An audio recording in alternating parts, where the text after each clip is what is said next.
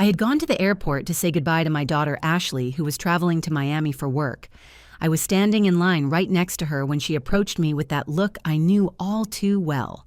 She wanted something from me. "Mom, I need your credit card. It is just for some shopping during my trip." When I politely refused explaining that I did not feel comfortable lending out my card, her face changed completely.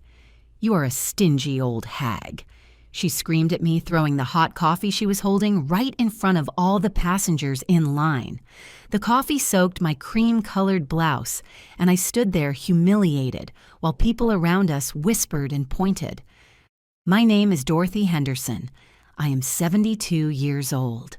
I am a retired nurse, and in that moment I realized that my own daughter saw me only as a source of money, not as her mother. What Ashley did not know was that I had worked 42 years as a nurse to save every single dollar I had in my savings.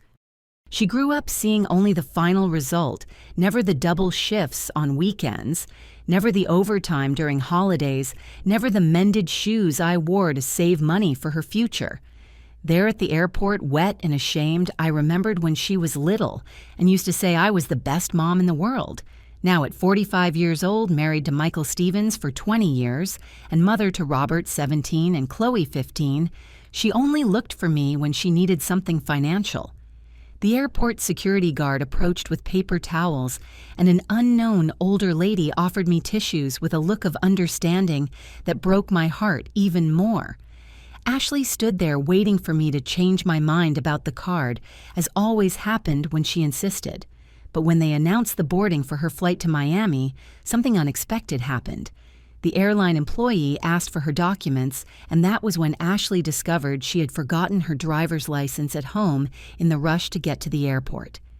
Without identification, she could not board the flight. The irony of the situation hit me like a bolt of lightning. She who had humiliated me for money was now prevented from traveling due to her own negligence. While she argued desperately with the airline employees, I silently walked away toward the airport exit. But what she did not know was that this would be the last time I would allow myself to be treated like a walking ATM. I grew up in a humble family in Detroit, Michigan. My father, Joseph Henderson, worked in a textile factory, and my mother, Carolyn Miller, took in sewing jobs at home to help with family expenses. We were 5 siblings, and I was the oldest, which meant that from a very young age I learned to take care of the younger ones and help with housework. My parents always instilled in us the value of hard work and the importance of family. "Family is the most sacred thing we have, darling," my mother used to tell me while she sewed until the early hours of the morning. "Everything we do is for them." When I finished high school, my parents made a huge financial effort so I could study nursing. It was a dream I had since I was a little girl, inspired by Sister Mary, a nun who cared for the sick in our neighborhood. My mother sold her gold jewelry, the only valuables she had to pay for my tuition. "Education is the most valuable inheritance we can give you," she told me the day she handed me the money. I never forgot that sacrifice. I studied with dedication, working part-time cleaning offices to help with my personal expenses. I met Frank Henderson, Ashley's father, when he was 25 and working as a supervisor at a construction company. I was 23 and had just gotten my first job as a nurse at Detroit General Hospital. We met at a Christmas party at a mutual friend's house. Frank was a hard-working, serious man with solid family values. His parents, Raymond and Rose Henderson, owned a small grocery store downtown. He came from a family of honest merchants who valued effort and honesty above all else. Our courtship lasted 2 years. Frank respected me deeply and admired my dedication to work. "I like that you are an independent woman, Dorothy," he used to tell me. "I want us to remain a team when we get married." We got married at St. Mary's Church in a simple ceremony full of love. Our parents struggled to give us a dignified wedding, and I remember how proud I felt walking arm in arm with my father toward the altar, knowing I had found a man who valued me for who I really was. The first years of marriage were beautiful. Frank and I worked hard to buy our first house, a small home in a modest but safe neighborhood. I continued working as a nurse, and he had gotten a promotion as a site foreman. In the afternoons after work, we would sit on the small patio of our house planning our future. We talked about the children we would have, about the values we would instill in them, about the importance of giving them a better education than what we had received. When I got pregnant with Ashley, it was the happiest news of our lives. Frank went out of his way to take care of me, bringing me special vitamins, buying books on babies, accompanying me to all medical appointments. "She is going to be the most loved girl in the world," he said, caressing my belly. And during the first years of Ashley's life, that is exactly how it was. She was our little princess, the center of our universe. Frank worked extra shifts so I could take a longer leave and dedicate myself completely to caring for our daughter. Ashley was a happy, curious baby full of life. She crawled all over the house, exploring every corner with that determination that would characterize her personality in the future. Frank would arrive from work, and the first thing he did was pick her up, make her laugh, and play with her until bath time. On weekends, we took her to the park to visit the grandparents to Sunday Mass. We were a complete happy family, united by the genuine love we felt for one another. When Ashley turned 3, we decided it was time for me to return to work. Frank had secured an important contract that ensured stable income for several years, but we wanted to save to buy a bigger house and for our daughters' future education. I found work on the night shift at a private clinic, which allowed me to care for Ashley during the day while Frank worked, and he took charge of her at night while I was at the clinic. It was a period of much sacrifice, but also of much hope. Frank and I saw each other barely a few hours a day, but everything had a clear purpose: to give Ashley the best possible opportunities. On weekends, we made up for the lost time during the week. We went to the municipal pool, prepared special meals, invited my siblings and their families so Ashley could spend time with her cousins. They were moments of pure happiness, where it was confirmed that all our sacrifices were worth it. When Ashley entered elementary school, she immediately stood out as an intelligent and charismatic girl. Her teachers always had positive comments about her academic performance and her natural leadership among her classmates. Frank and I felt proud watching our daughter flourish, but we also noticed she began to develop a more demanding personality. She wanted the most expensive school supplies, the brand name shoes that some of her classmates from wealthier families wore. "It is normal," Dorothy Frank reassured me. "She is a smart girl who notices social differences. We just have to teach her the value of things and that not everything can be had immediately." So we established a system of goals and rewards.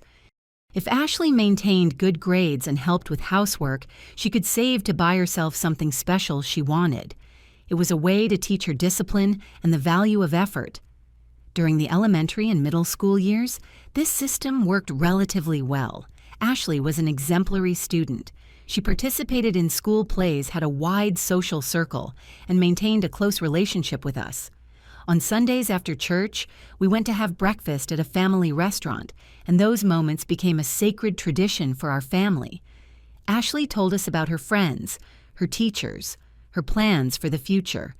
Frank and I exchanged looks of complicity, satisfied to have raised such a wonderful daughter. But something began to change during high school. Ashley started hanging out with classmates from very wealthy families, and her expectations about the lifestyle she should have began to grow exponentially. She wanted exclusive designer clothes, extravagant parties for her birthday, expensive spring break trips. Frank and I made great efforts to please her in what we could, working overtime, postponing our own tastes and needs. "We just do not want her to feel less than her friends," I would tell Frank when he expressed concern about the excessive expenses we were making to satisfy Ashley's desires. "It is a phase. She will get over it when she matures." But deep down, we both knew that something was changing in the family dynamic. Ashley began to see our efforts as something we owed her, not as sacrifices we made out of love. The day she graduated from high school, Frank and I were so proud that we hired a live band to surprise her at the ceremony. Ashley looked beautiful in her cap and gown, but when the band began to play a traditional song, I saw in her eyes not the joy I expected, but shame. Her wealthy friends had more sophisticated celebrations, and our display of traditional affection seemed outdated and embarrassing to her. That night, instead of thanking us, She asked us to consult with her in the future before planning shows like that. Frank and I were left speechless. We had spent the equivalent of 2 weeks of our combined salaries to make her happy, and she was scolding us for the way we had chosen to express our pride. That was the first time I felt a real crack in the relationship with my daughter. She was not just a rebellious teenager.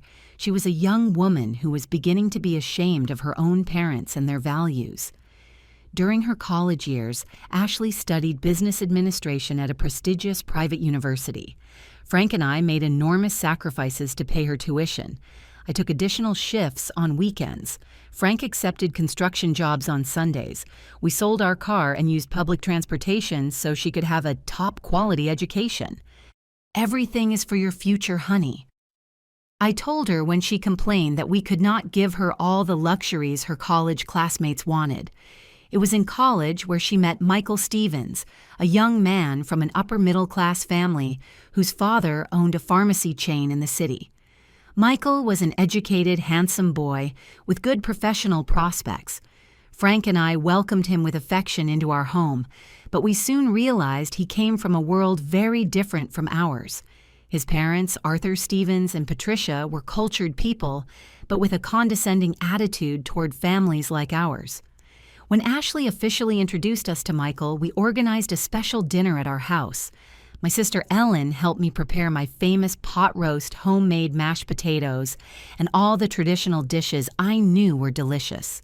We decorated the house with fresh flowers and set out our best dishes. Frank put on his best shirt and tie. We wanted to make a good impression on the family of the man who could become our son-in-law. The dinner was uncomfortable from the start. Michael's parents arrived dressed as if they were going to a black tie gala, while we, despite our efforts, clearly looked more humble. Arthur Stevens made subtle but hurtful comments about our furniture, our decoration, even about the homemade food I had prepared with so much love. How authentic, he said with a smile that did not reach his eyes. Patricia barely tasted the food and spent the entire evening asking about our professional prospects as if she were evaluating whether we were worthy of being part of their social circle. Ashley, instead of defending her family, seemed nervous and ashamed.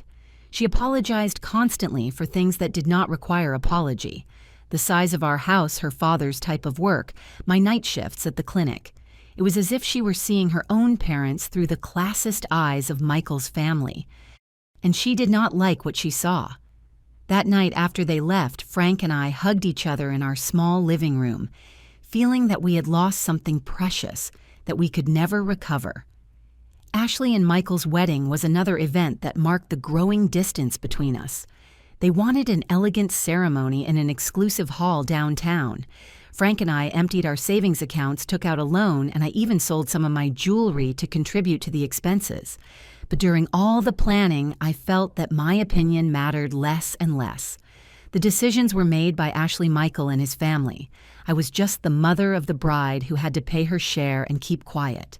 The day of the wedding, I felt like a stranger at my own daughter's celebration. The venue was beautiful, the food exquisite, the music elegant.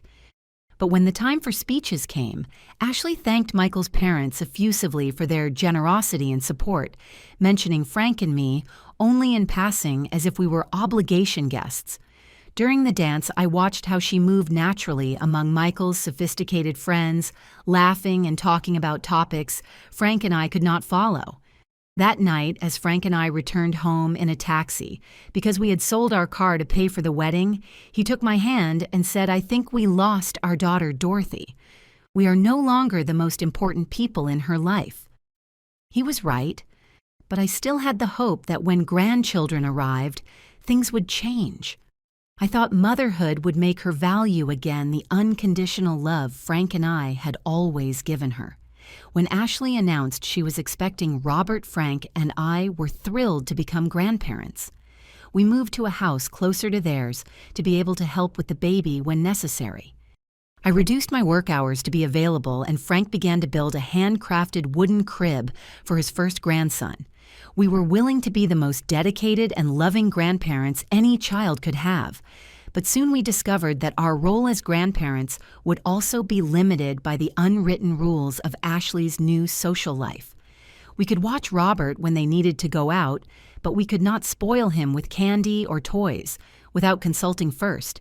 We could visit them, but only by appointment and for limited periods. We could give gifts, but they had to be appropriate according to the educational standards Michael and Ashley had established. Robert was a beautiful, intelligent, and affectionate boy. When he was with us, he seemed relaxed and happy. He liked me telling him traditional stories, singing him the lullabies I had sung to his mother, watching Frank teach him to make paper airplanes. But these family traditions seemed to bother Ashley, who preferred her son to be educated with more modern and scientific methods. When Chloe was born 2 years later, the pattern repeated itself. We were useful as occasional babysitters and gift providers, but our opinions on raising the grandchildren were not welcome. Ashley had read books on motherhood, attended conferences on child development, hired a professional nanny. Frank and I, who had successfully raised a daughter to become a successful professional, apparently had nothing valuable to contribute to our grandchildren's education. Years passed, and the emotional distance continued to grow. Ashley and Michael prospered professionally. He expanded the family pharmacy business. She got an executive position at a multinational company. They moved to a large house in an exclusive area. They bought luxury cars, traveled frequently for work and pleasure.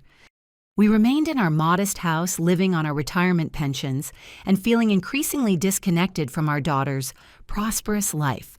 Visits became spaced out and formal.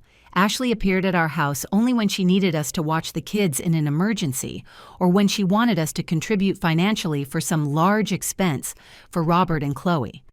Frank developed diabetes and heart problems, but Ashley was too busy with her career to accompany him to medical appointments. I continued working part-time as a private nurse to help with Frank's medical expenses and to have a small emergency fund. Frank passed away 5 years ago from a sudden heart attack one Sunday morning. Ashley arrived at the hospital an hour after he had died because she was at a work conference and had not checked her phone. During the funeral, she acted like the perfect grieving daughter in front of family and friends, but I knew she had stopped having a real relationship with her father years ago. Her tears were genuine, but they were tears for the father she remembered from her childhood, not for the man she had been ignoring for the last decade of her life. After Frank's death, I was left alone in our house. Ashley suggested I consider moving to a smaller apartment, something more appropriate for an older person, but I refused. That house held all my happy memories with Frank, all the family traditions we had built together. It was the only thing I had left of the life we had shared, and I was not willing to give it up for the convenience of others. During these 5 years of widowhood, I have maintained a cordial but superficial relationship with Ashley and her family. We celebrate Christmas together, important birthdays, special occasions. Robert and Chloe genuinely love me, but they are growing up with the values of privilege and entitlement their parents have adopted. Robert at 17 is already talking about studying abroad. Chloe at 15 has the same materialistic attitudes her mother had developed in high school. And so we arrived at today at this moment in the airport where everything changed forever. Ashley had secured an important work contract that required several trips to Miami over the coming months. She had come to my house last week to tell me about this opportunity, and I had been genuinely happy for her professional success. That is great, honey. You've always been very hardworking, and you deserve this recognition. But when she asked to borrow my credit card for minor expenses during her trip, something inside me resisted. It was not the money that bothered me. My nursing pension and small savings allowed me to live comfortably. It was the fact that after so many years of emotional distance, she only sought me out when she needed something material. It was the fact that she saw me as a financial convenience, not as her mother. "Why don't you use your own credit card, Ashley?" I asked her. "You have a better financial situation than I do." Her answer was revealing. "Because mine is maxed out from the holiday shopping. Besides, you never spend on anything, so your card must have plenty of available credit. In other words, because I lived modestly, it was logical that I put my financial stability at risk to subsidize her extravagant lifestyle. When I politely refused explaining that I did not feel comfortable mixing our personal finances, her reaction was so disproportionate that I froze. The woman who screamed at me at the airport was not my daughter. She was a stranger who had learned to see her mother as an obstacle to getting what she wanted. The hot coffee she threw at me did not just stain my blouse. It symbolized the end of any illusion I might have had about the nature of our relationship. As I walk now toward the airport exit with damp clothes and a broken heart, I know that something fundamental has changed forever.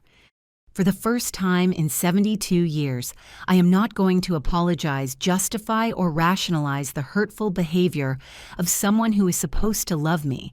For the first time in my life, I am going to prioritize my dignity over the desire to maintain family peace. And although I still do not know exactly what I will do from now on, I know that the Dorothy Henderson leaving this airport is different from the one who entered. She is a woman who has finally learned that self-love is not selfishness, it is survival. I arrived home still with the cream blouse stained with coffee and my heart heavy as a stone. The landline was already ringing insistently. It was Ashley, furious, blaming me for the embarrassment at the airport. If you had lent me the credit card, I would have had enough time to pick up my ID at home. She screamed at me from the other end of the line with a rage that froze my blood. I hung up the phone and sat in the floral rocking chair where my late husband Frank used to read the newspaper every morning. It was there that the memories came like a painful storm. The cloth diapers I washed by hand to save money, the sleepless nights when she was sick with a fever, the expensive birthday gifts I bought even when money was tight at the end of the month. I had sacrificed for whole decades, and now she treated me like a stingy stranger. In the following days, Ashley did not speak to me directly, but sent her husband Michael to try to convince me to change my mind about the loan. Mrs. Henderson, you know how Ashley is when she gets frustrated. She did not mean that at the airport, but I knew she had said exactly what she had thought about me for a long time. During that entire lonely week, I stayed reflecting on my current life. I had my own house that Frank and I bought 48 years ago, a nursing pension that gave me dignity and some savings I kept religiously in an old bank account. My 2 grandchildren, Robert and Chloe, came to visit me only when Ashley needed a free babysitter to go out with her husband. It was a convenience for emergencies, not a beloved and respected grandmother. The loneliness I felt was not from being physically alone in the house, but from realizing that my own family had turned into a group of interested strangers. It was a rainy Thursday afternoon that I decided to call my old work colleague from the hospital, Ellen, who had moved to a coastal city after retiring 2 years ago. Dorothy, you need to live for yourself. Sell that big house and come live near the sea with me. Life is too short to keep being the doormat for ungrateful children. Her words resonated in my mind for days and nights on end. I began to imagine what it would be like to wake up every morning listening to the sound of ocean waves instead of the deafening noise of city traffic, having neighbors who greeted me with genuine affection instead of family, who only appeared when they needed a financial favor. And in that silent moment, looking at the wedding photo on the living room wall, something inside me finally broke. Not from deep sadness, but from an unexpected liberation I had not felt for decades. During those days of solitary reflection, I began to remember who I had been before becoming just Ashley's mom.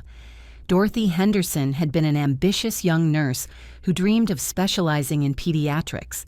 I had plans to study for a master's degree, to travel, knowing different hospitals, maybe write articles on nursing care for specialized magazines. But when Ashley arrived, I put all those dreams in a drawer to dedicate myself completely to being the perfect mother I believed she deserved. I remembered the nights when Frank slept and I stayed awake nursing Ashley, whispering stories to her about the places we would visit together when she was older. I told her about the family traditions. I would teach her the secret recipes from my mother. I would share with her how the 2 of us would be best friends when she grew up.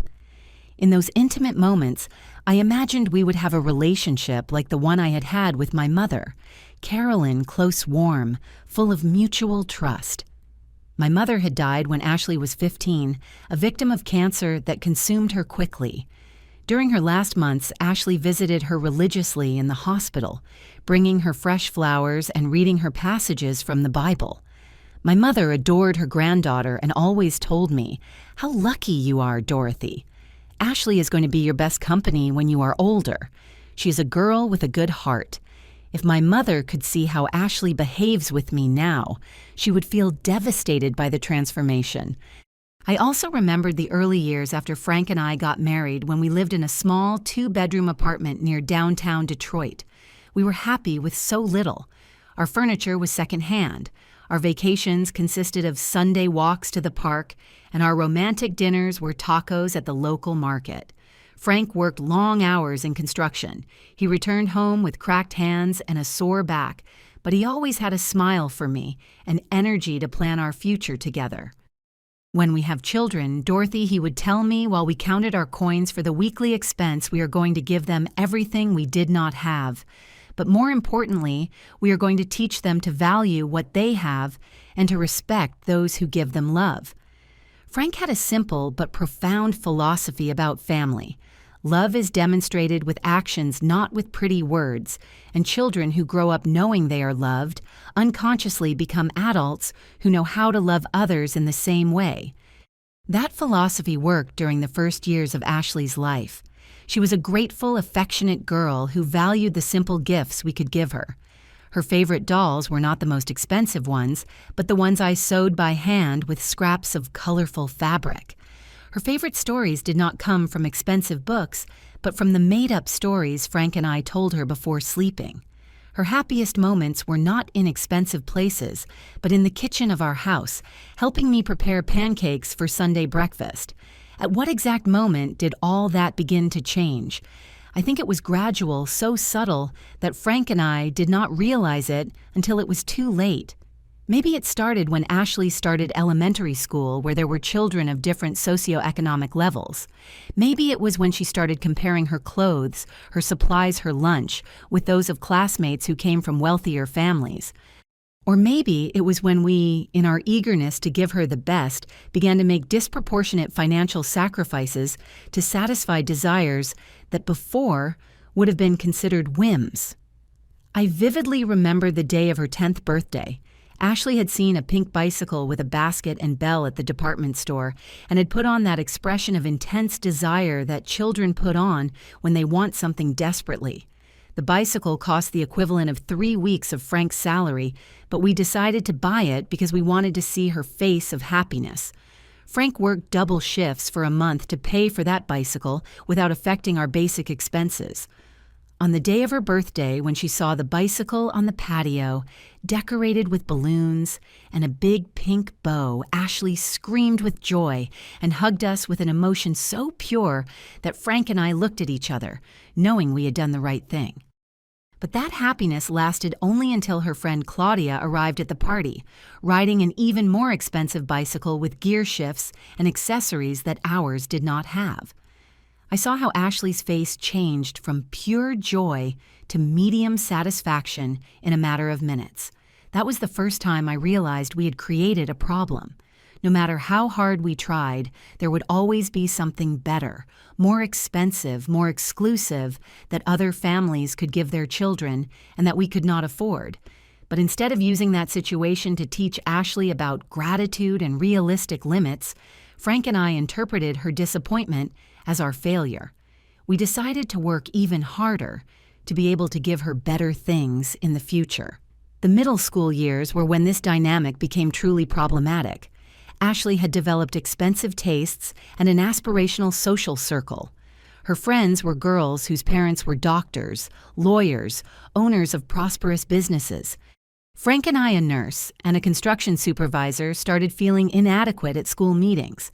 The other mothers talked about family trips to Europe, about piano and French classes, for their daughters, about preparation to study at prestigious private universities.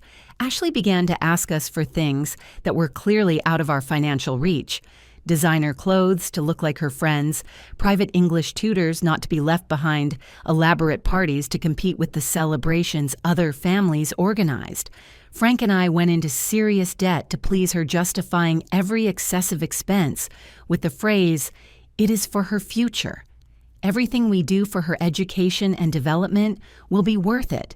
But I began to notice that the more we gave her, the less grateful she showed herself. Expensive gifts became normal expectations. The financial sacrifices we made became invisible to her. And the most painful thing, Frank and I began to be a source of shame when her social standards rose faster than our ability to keep up with them. I remember the day of her middle school graduation. Frank had bought a new suit with borrowed money to look presentable at the ceremony. I had dressed up in my best dress and my only elegant shoes. We were proud and excited to see our daughter receive her certificate.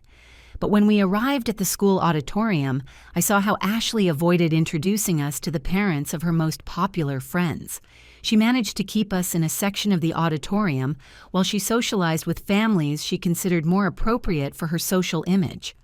That night, Frank confessed to me that he had felt humiliated. "I worked all week overtime to buy this suit. Dorothy and my own daughter acts as if we were an embarrassment." I tried to console him, explaining that it was a normal stage of adolescence, that Ashley loved us, but was confused by social pressure. But deep down, I had also felt the subtle rejection of our daughter, and it hurt me more than I wanted to admit. High school brought new challenges. Ashley wanted to study at the most exclusive private school in the city, where the children of the wealthiest families studied. The monthly tuition was equivalent to Frank's entire salary. When I explained that it was financially impossible for us, Ashley had the first true emotional breakdown I remember seeing in her. She cried, screamed, accused me of ruining her future by being conformists and of not loving enough to make the necessary effort. Frank and I spent sleepless nights analyzing our finances, looking for ways to make the impossible possible. Finally, we decided to mortgage our house to pay for the 3 years of high school at that exclusive school. It was a risky financial decision that could have left us homeless if something went wrong with our jobs. But we justified it, telling ourselves it was an investment in Ashley's future. During those 3 years of high school, Frank worked double shifts regularly, and I accepted additional jobs as a private nurse on weekends. Our social life disappeared completely because all our free time was dedicated to generating the extra money needed to keep Ashley in that school. We ate basically dressed in secondhand clothes and postponed any personal expense to be able to finance not only the tuition, but also the social expenses Ashley needed to fit in with her wealthy classmates. And during those 3 years, instead of thanking our sacrifices, Ashley drifted emotionally further from us. The more we strove to give her access to a superior, socio-economic world, the more shame she seemed to feel about her humble origins. She stopped bringing friends home because our modest dwelling was not up to the standards she was getting used to. She stopped participating in Sunday family meals because she preferred to socialize with her new friends. She stopped telling us about her daily life because apparently we no longer had enough education or sophistication to understand her new world. The day of her high school graduation, Frank and I were physically and emotionally exhausted, but proud to have managed to give her the education she wanted. Ashley had been accepted into the most prestigious private university in the state to study business administration. But when the time came for acknowledgments in her speech as one of the best students of her generation, she mentioned her teachers, her classmates, the educational institution, but she did not mention even once the sacrifices Frank and I had made to make that moment possible. That night, while I was cleaning the house after the small celebration we had organized for her, I found a letter she had left forgotten on her dresser. It was from one of her friends congratulating her on her graduation, but also commenting, "It is great that you are finally going to university and will be able to make your own life far from, the environment of your house."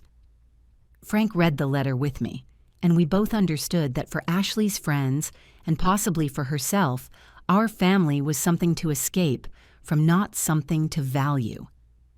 The college years were even more difficult financially. The business administration degree at that private university was extremely expensive. and Ashley also needed money for appropriate clothes, specialized materials, social activities that were an integral part of the university experience in that exclusive environment. Frank developed health problems from overwork, hypertension, back problems, chronic fatigue, but he kept accepting extra jobs because there were 2 years left for Ashley to graduate. It was during the 3rd year of college that Ashley met Michael. At first, Frank and I were happy she had a serious boyfriend. Michael seemed like a responsible, educated young man with good professional prospects. His family had a successful business, and he was studying to eventually take over. When Ashley introduced him to us officially, we did our best to make a good impression. But from the first family dinner with Michael, I realized that Ashley's circle of social influence had risen to a level completely out of our reach. Michael was polite and courteous with us, but there was a condescending distance in his way of treating us. He asked questions about our jobs and our opinions, but the tone suggested he was evaluating if we were appropriate to be part of his world, not genuinely trying to know us as people. Ashley, for her part, was clearly nervous during those first interactions between Michael and us. She apologized in advance for things that did not require apology: the size of our house, the simplicity of our furniture, the homemade food prepared with love. It was as if she were constantly translating between 2 incompatible worlds, the humble and authentic world where she had grown up and the aspirational and materialistic world to which she now belonged. Ashley's transformation accelerated during the last year of college. Michael had introduced her to his parents, Arthur and Patricia, who were sophisticated people with important social and economic connections in the city. When I finally met the future in-laws, I understood why Ashley had developed so much anxiety about our socio-economic differences. Arthur and Patricia were cultured and successful people, but they were also classist in a way they made seem natural and polite. During the formal dinner, they organized to meet us. They made subtle but hurtful comments about our jobs, our political opinions, our tastes in music and art.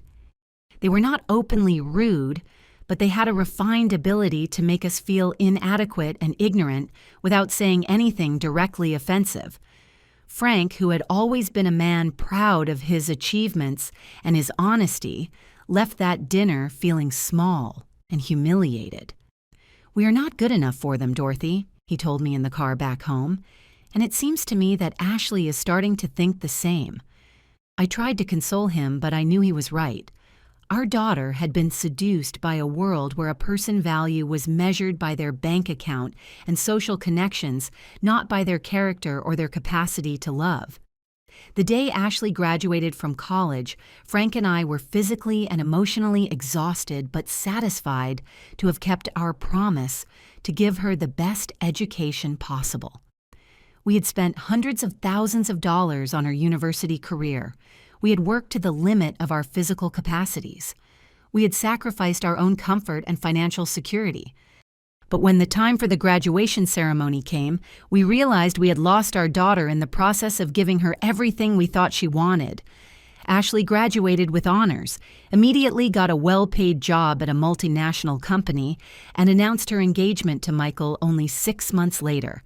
Her professional and personal life was perfectly on track according to all external standards of success, but the relationship between her and us had been reduced to formal and superficial interactions. We were no longer her confidants, her advisors, her friends. We were the parents she had to tolerate during her youth, but who no longer fit into the sophisticated life she had built for herself. Now sitting in my rocking chair after the humiliation at the airport, I can clearly see the whole pattern of gradual loss I had preferred to ignore for so many years.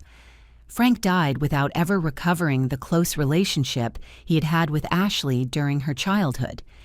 And I have spent the last 5 years of widowhood trying to maintain a connection that in reality no longer exists, except when my daughter needs something financial from me. The coffee Ashley threw at me at the airport was not a moment of temporary anger. It was the honest revelation of what she really thinks about me. I am a stingy old woman who has resources she deserves access to when she needs them, but who does not deserve her respect or consideration as a person.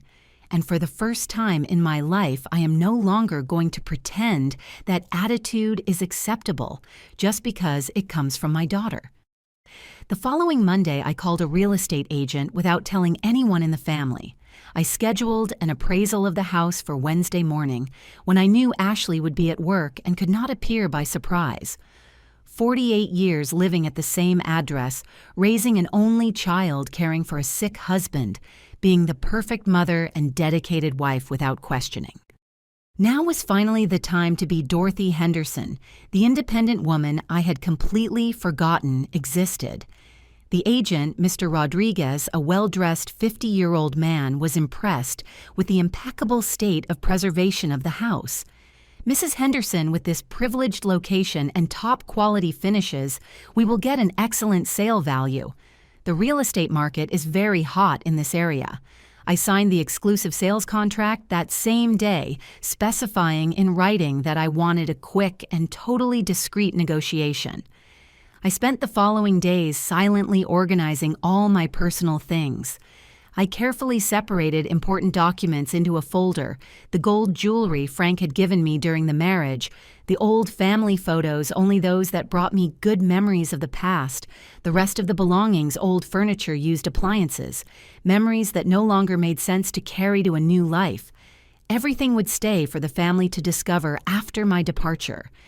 I called Ellen in the coastal city and told her in detail my moving plan.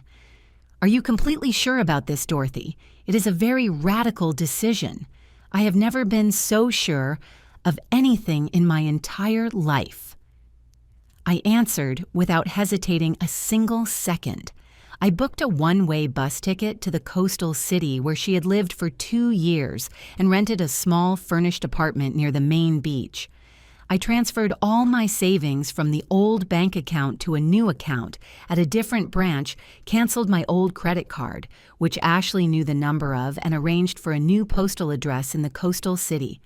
The buyer of the house appeared on Friday afternoon, a young newlywed couple looking for their first home.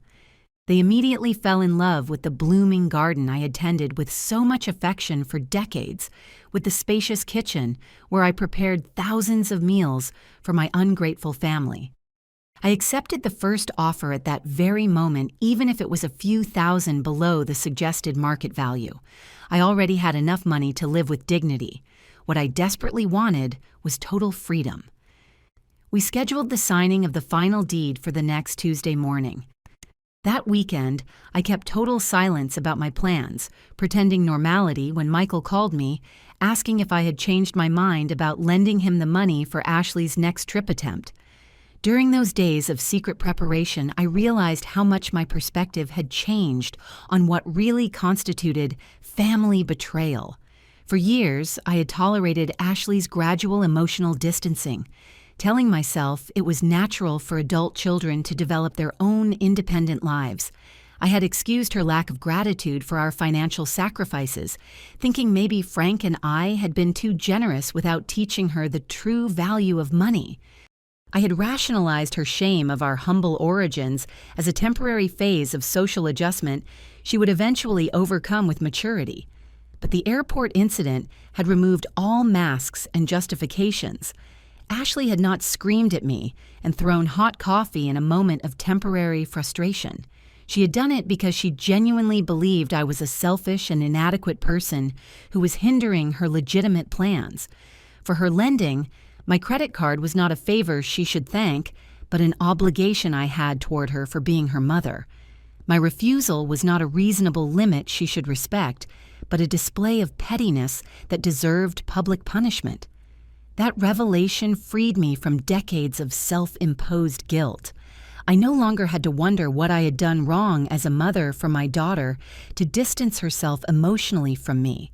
I no longer had to torture myself thinking of ways to recover a close relationship she clearly did not wish to have. I no longer had to sacrifice my financial and emotional well-being to maintain the illusion that we were a united and loving family. Ashley had shown me exactly what she thought of me, and finally, I was ready to believe her. On Saturday morning, while I watered the plants in my garden for the last time, I reflected on all the signs I had ignored over the years. I remembered Christmases where Ashley appeared at my house with expensive gifts for me, but spent most of the time talking on the phone with her friends instead of conversing with me. I remembered birthdays where I organized elaborate family dinners, but she looked clearly bored and impatient to end the celebration quickly. I remembered Sunday visits where she brought Robert and Chloe for me to watch, while she and Michael went to the club or social commitments, but never stayed to share a homemade meal with me. In all those moments, I had interpreted her physical presence as evidence that she loved and valued me, when in reality she was only fulfilling minimal social obligations toward her widowed mother. I had confused basic courtesy with genuine affection, practical convenience with real respect, and the most painful thing to acknowledge. I had been so desperate to maintain some kind of connection with her that I had accepted emotional crumbs as if they were banquets of filial love.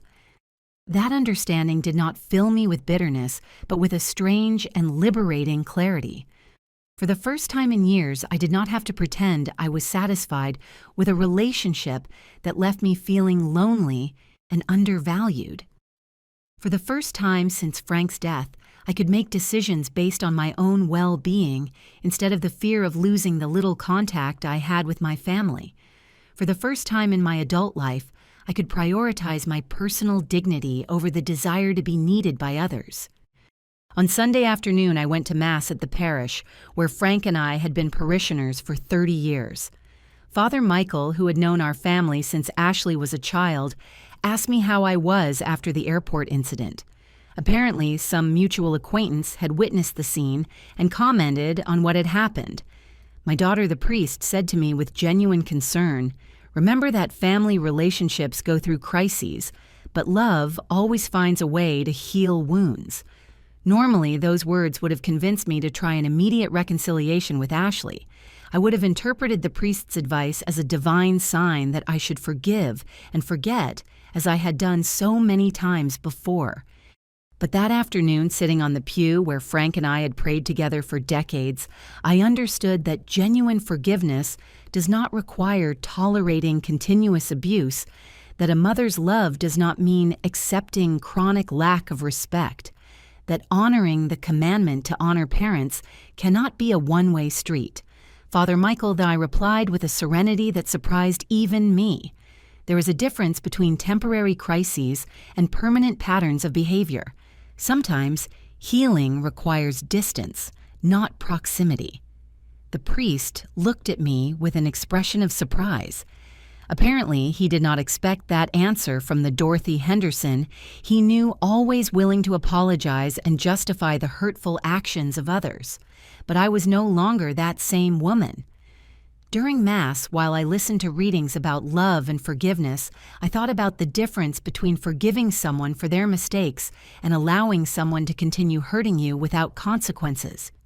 Frank had taught me that true love includes healthy limits, that respecting someone means also demanding respect in return.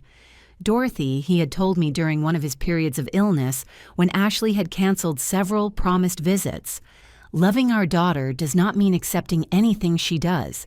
It means loving her enough not to allow her to become a cruel person." Frank had died before seeing to what extent Ashley had developed that cruelty, but his words took on prophetic meaning that Sunday at church. I had been so focused on loving my daughter unconditionally that I had forgotten to teach her the reciprocity of love.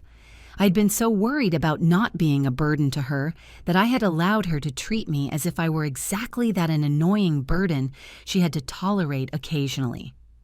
That night, I prepared my last dinner in the kitchen where I'd fed my family for almost 5 decades. I made enchiladas, Frank's favorite meal, using the recipe my mother had taught me when I was young. While I cooked, I remembered all the family celebrations that had taken place in that house: birthdays, Christmases, graduations, the baby shower when Ashley was expecting Robert, the first communion parties of my grandchildren. In all those memories, I appeared as the central figure, organizing, cooking, serving, cleaning up after.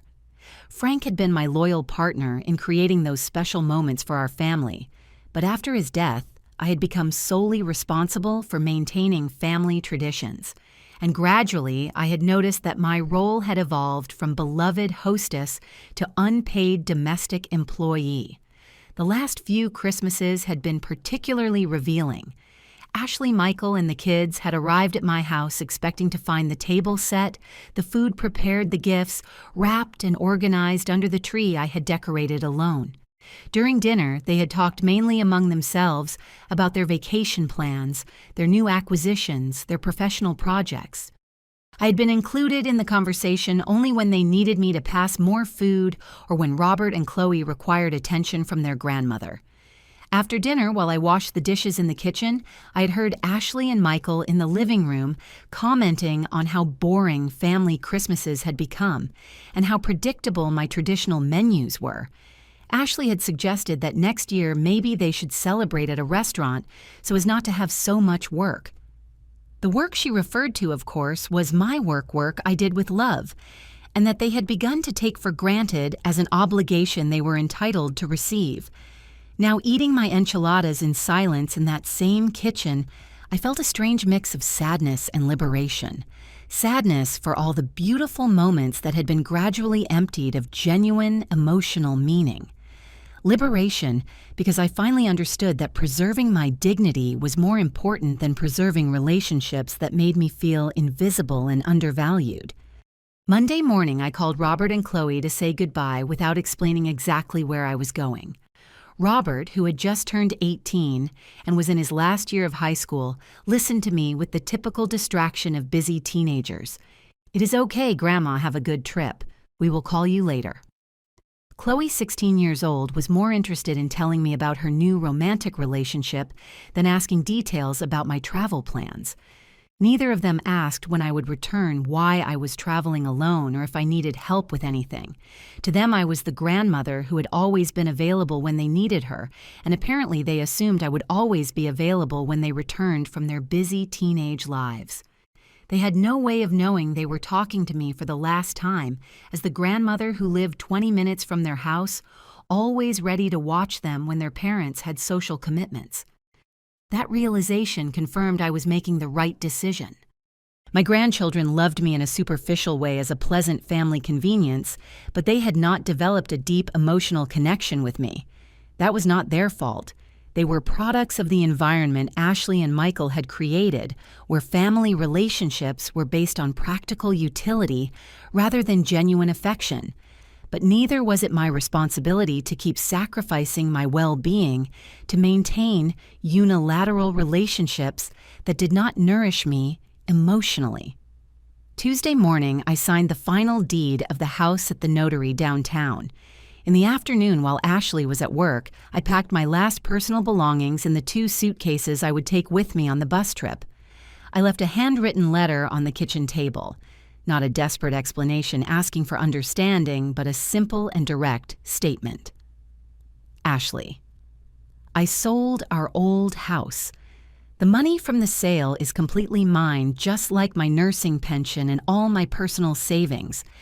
You all always made me feel I was a dead weight in your lives, so I decided to definitely remove that annoying burden from your shoulders. Do not try to look for me anywhere. Dorothy Henderson. I locked the front door for the last time and put the key in the mailbox exactly as I had agreed with the new owners. While waiting for the taxi that would take me to the bus terminal, I looked one last time at the house where I had lived most of my adult life. I felt neither nostalgia nor regret, only a strange sensation of completing a chapter that had lasted too long. The 8-hour trip to the coastal city gave me time to fully process the magnitude of what I had done. It was not just a geographic move, it was a total reinvention of my identity. For the first time in 72 years, I was not the obedient daughter who sacrificed her dreams for family expectations, the dedicated wife who put her husband's needs before her own, or the selfless mother who tolerated any behavior from her daughter for fear of losing contact with her. I was simply Dorothy Henderson, an older woman with enough financial resources to live independently with decades of professional experience as a nurse, with the freedom to make decisions based solely on her own well-being and happiness. Dorothy was an identity I had never explored, and the prospect was both terrifying and exciting. During the trip, I reflected on all the things I had wanted to do over the years, but had postponed for family responsibilities. I had wanted to learn to paint landscapes, take dance classes, travel to historic places, read romance novels without feeling guilty for wasting time, write letters to newspapers about issues that mattered to me, do volunteer work in organizations, helping older people in situations similar to mine. All those desires had been sleeping inside me for decades, waiting for the right moment that never arrived. There was always something more urgent. Ashley's needs when she was a child, Frank's projects, when he was alive, family crises that required my attention and resources. But now, finally, the moment had arrived. Not because external circumstances had changed, but because I had decided to change my response to those circumstances. When the bus arrived at the coastal station at sunset, Ellen was waiting for me with a colorful bouquet of tropical flowers and a smile I had not seen in years. "Welcome to your new life of freedom, Dorothy." The rented apartment was small but extremely cozy, with a direct view of the blue ocean and a terrace where I could drink coffee every morning, listening to the song of the seagulls. For the first time in whole decades, my daily schedule depended solely on my personal will. Did I want to read a romance book? I read it. Did I want to sleep in late? I slept. Did I want to eat ice cream for lunch? I ate it without any guilt.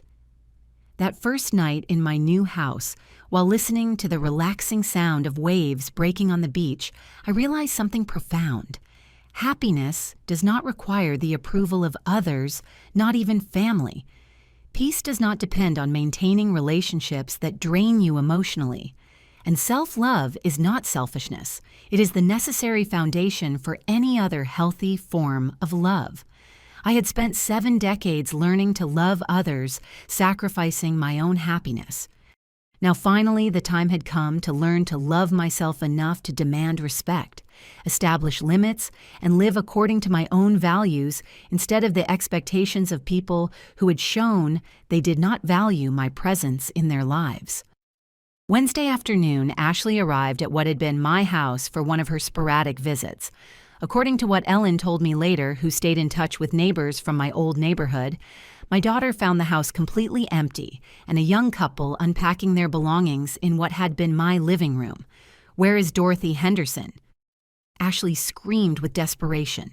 The new owners, bewildered, handed her the letter I had left on the kitchen table. Ellen told me Ashley collapsed on the stairs of the front garden crying while reading my note over and over again as if she could not process the words. During the next 3 weeks, my cell phone rang incessantly. Ashley, Michael, Robert, Chloe, everyone calling with increasingly desperate messages. At first, the recordings were furious and accusatory. "Mom, this is ridiculous. You cannot simply disappear." Later, they became pleading. "Please tell us where you are. We are very worried." But I had learned the difference between genuine worry and panic over losing a financial convenience. After a month, I permanently blocked all family numbers on my cell phone. If they really wanted to find me, they could hire a private investigator, but I had taken all necessary legal precautions to keep my new address confidential. Finally, I had chosen my own peace over the emotional comfort of people who had never valued my presence when they had it available for free. 6 full months have passed since I left my old life of sacrifices behind. I wake up every day with the relaxing sound of the sea hitting the beach and fall asleep in absolute peace without worrying that someone is going to show up needing something from me. Ellen and I have become inseparable adventure companions. We take energizing morning walks on the beach. We religiously attend a reading circle at the municipal library and even started watercolor painting classes at a local art school. I discovered with surprise that I have a natural gift for art, especially for painting colorful seascapes. My small terrace became a makeshift studio full of canvases, and kind neighbors always sincerely praise my paintings when they pass by the street. I never imagined that at 72 years of age I would discover an artistic talent I did not even know existed inside me. Sometimes, when I am affectionately watering the plants on the terrace or preparing my favorite afternoon tea, I remember the submissive woman I was in my previous life, always running after others, always available to solve other people's problems, always put in the background by my own family. That sacrificed woman seems to have lived in a completely different dimension. Now I am Dorothy Henderson, the retired painter who lives facing the ocean, who has true friends who respect me, and who will never again be anyone's doormat in this world. I received a letter from Ashley exactly a month ago, addressed to my old address, but forwarded by the new inhabitants of the house. I did not open the envelope, not even out of curiosity. I put it directly in the trash, along with 3 other letters that arrived in the following weeks. The painful past no longer belongs to me. Yesterday afternoon, I was painting an orange sunset when a young mother walked by the beach, carrying a crying child in her arms and dragging another by the hand with visible exhaustion. For a brief moment, I remembered little Ashley, the happy afternoons we spent together at the park in our old neighborhood. I felt a quick pang of nostalgia for the past, but absolutely no regret for the decision taken. Some family bridges are burned out of pure need for emotional survival, not out of petty revenge. I finished my painting with satisfaction, carefully washed the dirty brushes, and prepared my simple and delicious dinner. I sat on the terrace to eat in silence, contemplating the mesmerizing movement of the sea waves. And for the first time in decades of life, I felt completely at home and at peace with myself. The daily routine I have developed in these 6 months fills me with a satisfaction I had not experienced in years. I get up when my body naturally wakes up without alarms or schedules imposed by the needs of others. I drink my coffee on the terrace while watching the fishermen prepare their nets for the day, listening to the musical dialogue between the seagulls and the waves. There is no rush. There is no agenda other than mine. There are no interruptions from calls asking for favors or services. After coffee, Ellen and I meet on the boardwalk for our morning walk. We have developed a friendship based on mutual respect and shared interests, not on need or convenience. We talk about books we are reading, painting techniques. We want to experiment with places in this coastal region we have not yet explored. Ellen tells me about her life as a retired teacher, her own experiences with adult children who take her for granted, her discoveries about the freedom of living for oneself after decades of living for others. You know what is most liberating about all this, Dorothy? Ellen told me last week while we were painting together on the beach, it is realizing that happiness does not depend on others needing us. For years, I thought my value as a mother was measured because my children required my help so much. Now I understand that true love includes teaching children to fend for themselves and to treat us with respect. Her words resonated deeply in me because they expressed exactly what I had been feeling but had not known how to articulate. The afternoons I dedicate to exploring my artistic side that had been asleep for so many decades. My painting teacher, Master Arthur, a 60-year-old man who moved here after retiring as an architect in the city, has taught me that art is a form of active meditation.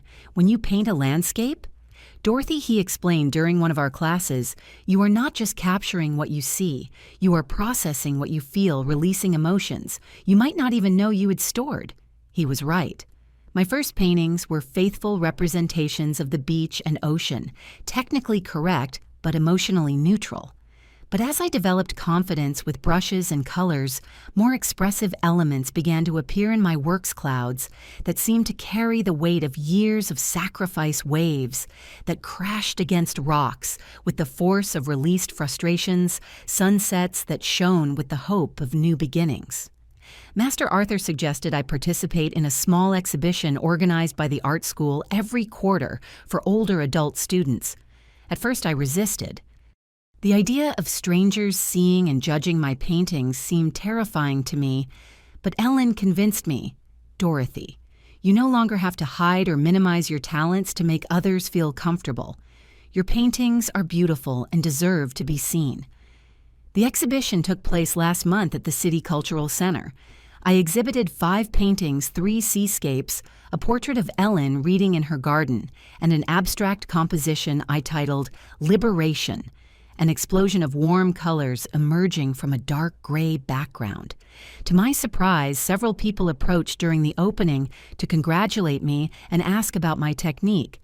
An older lady, Mrs. Carolyn, told me something that moved me to tears. Your paintings convey a serenity that can only come from someone who has found inner peace after much suffering. I sold 3 of the 5 paintings that night. It was not a significant sum of money, but the fact that strangers had valued my art enough to buy it and take it to their homes filled me with a pride I had not felt in decades. It was a different pride from what I had experienced as a mother or wife. It was not pride for the achievements of others I had supported, but pride for something I had created completely by myself. That night after the exhibition, Ellen and I went to dinner at a small restaurant facing the sea. "Let us toast," said Ellen, raising her glass of red wine, "to the women who finally learned to value ourselves." As we clinked our glasses, I realized I was celebrating not just the sale of my paintings, but my complete rebirth as an independent and creative person. Weekends are dedicated to exploring the coastal region. I have visited traditional fishing villages where families still live according to values of genuine intergenerational respect. I've walked through local markets where vendors treat me like a complete person, not like a convenience or a problem to solve. I have participated in cultural festivals where my age is seen as a symbol of wisdom and experience, not as a synonym for obsolescence. In one of these festivals, I met Mrs. Rose, an 85-year-old woman who lives alone for 20 years after her adult children treated her like a burden. My daughter told me while we shared corn, "Prepared what you did is not selfishness, it is self-love. And self-love is the basis of all true love. If we do not love ourselves enough to demand respect, how are we going to teach others to love us correctly?" Mrs. Rose told me that after moving alone to this coastal town, her children initially reacted with anger and accusations. But after several years of distance, one of them, the youngest, approached to ask for forgiveness and to try to build a relationship based on mutual respect. "Not all my children learned the lesson," she explained, "but one did. And that renewed relationship with Reuben is worth more than all the superficial relationships I had before with the 4 of them." Her story made me reflect on the possibility that someday Robert or Chloe, my grandchildren, might look for me with a more mature perspective on family relationships. But it also confirmed to me that my well-being cannot depend on that possibility. I have learned to build a full and independent life that does not require the validation or presence of family members who do not value me. The nights here are especially magical. After dinner, I sit on my terrace with a cup of chamomile tea and watch the stars reflecting in the dark water of the ocean. There are no traffic noises. There is no television with depressing news.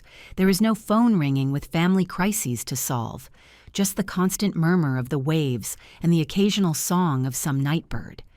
In these moments of absolute silence, I fully process the transformation I have experienced. It is not that I have stopped being a mother or grandmother. Those roles are an integral part of my personal history, but I have stopped defining myself exclusively through those relationships. I have rediscovered Dorothy Henderson as a complete individual with her own interests, unique talents, and the fundamental right to be treated with dignity and respect.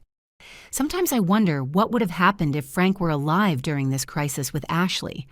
Would he have made the radical decision to move alone, or would he have continued tolerating the mistreatment for not wanting to separate Frank from his daughter? It is impossible to know, but I suspect that Frank, with his practical wisdom and genuine love for me, would have supported any decision that protected my emotional well-being. Dorothy told me once during his last months of life, when it was already evident that Ashley had fundamentally changed, "Promise me that if you ever have to choose between your dignity and maintaining family peace, you are going to choose your dignity, because a person who does not respect herself cannot really love others in a healthy way. In that moment, his words seemed excessively dramatic to me. Now I understand they were prophetically necessary. Last week, I received an unexpected call on my landline, the only number I kept active for medical emergencies. It was Mrs. Gwen, my old neighbor from Detroit, calling to tell me that Ashley had appeared at her door, asking if she knew anything about my whereabouts. According to Mrs. Gwen, my daughter looked haggard and nervous, very different from the confident and prosperous woman she had been. She looked desperate, Dorothy, Mrs. Gwen told me. She asked me if I thought you were okay, if I believed you could be in danger. I told her I knew nothing, but knowing your character, you were probably perfectly fine and had simply decided to live your life in private. When Mrs. Gwen asked me if I wanted to give any message to Ashley if she appeared again, I replied, "Tell her that her mother is alive, is fine, and is living the life she chose to live." That was all the communication I am willing to maintain with my previous life. I do not feel cruelty toward Ashley. In fact, I sincerely hope this experience teaches her to value the relationships she has before it is too late with other important people in her life. But my role as her life teacher is over. Now she is an adult woman who has to face the consequences of her decisions, just like any other person in the world. Last night, while finishing a new painting, a night landscape of the beach under the full moon, I reflected on what forgiveness really means. For years, I thought forgiving meant forgetting, excusing and continuing relationships as if nothing had happened. Now I understand that true forgiveness sometimes requires permanent distance. I have forgiven Ashley for not knowing how to value my love and sacrifice, but that forgiveness does not force me to keep exposing myself to her lack of respect. I have forgiven Michael for reinforcing classist attitudes that alienated my daughter from her humble roots, but that forgiveness does not require me to pretend we are a united family. I have forgiven Robert and Chloe for inheriting behavioral patterns that see grandparents as conveniences instead of people worthy of love, but that forgiveness does not mean I have to be available to be used by them when it is convenient for them. Forgiveness, I have learned, is primarily for my own peace of mind. It is the decision not to carry resentment that would poison my soul, but it is not an invitation to tolerate continuous mistreatment or sacrifice my well-being for the emotional comfort of people who have shown they do not value me. This morning, Ellen and I went to the municipal market to buy fresh ingredients for lunch. While selecting ripe tomatoes and perfect peppers, the vendor, Mrs. Ashley Irony of Fate, commented to me, "Mrs. Henderson, you always look so calm and happy. What is your secret?" I smiled at her while paying for my vegetables, learning to love myself enough not to accept being treated badly, even if it is by family. Mrs. Ashley nodded wisely. "Oh, how right you are. I also had to learn that lesson with my own children. At first they got angry when I stopped being their free domestic employee, but then they learned to treat me like the mother I am, not like the servant they thought they had the right to have." These casual conversations with women who have lived similar experiences confirm to me that my situation is not unique. There's a silent epidemic of older mothers who are taken for granted, used and emotionally abused by adult children who never learned reciprocity in family relationships. But there are also inspiring examples of women who found the courage to break those patterns and reclaim their dignity. This afternoon, while I paint on my terrace with the sound of the ocean as a soundtrack, I feel complete in a way I had never experienced. It is not the completeness that comes from being needed by others, but the one that comes from being at peace with oneself. It is not the satisfaction of having sacrificed everything for family, but that of having finally learned to value my own happiness as something legitimate and important. At 72, finally I understand that the most important love we can cultivate is healthy self-love. Not the selfishness that ignores the needs of others, but the basic respect toward oneself that establishes appropriate limits and demands reciprocity in relationships. This self-love is the foundation that makes it possible to love others in a genuine and sustainable way. Tomorrow, Ellen and I are going to explore a fishing village that is an hour from here by bus. We are going to bring our painting materials and spend the day capturing the beauty of a new place. Then we are going to eat fresh seafood at a local restaurant and talk about the books we are reading in our reading circle. They are simple plans, but they are made with the freedom of one who can choose how to spend her time without having to justify herself to anyone. They are plans that nourish my soul instead of draining my energy. They are plans that remind me that life can be beautiful when we finally learn to live it for ourselves. While I write these words at sunset with the sky painting itself in colors I will soon try to capture on a canvas, I feel a deep gratitude for having found the courage to change my life when it seemed too late to start over.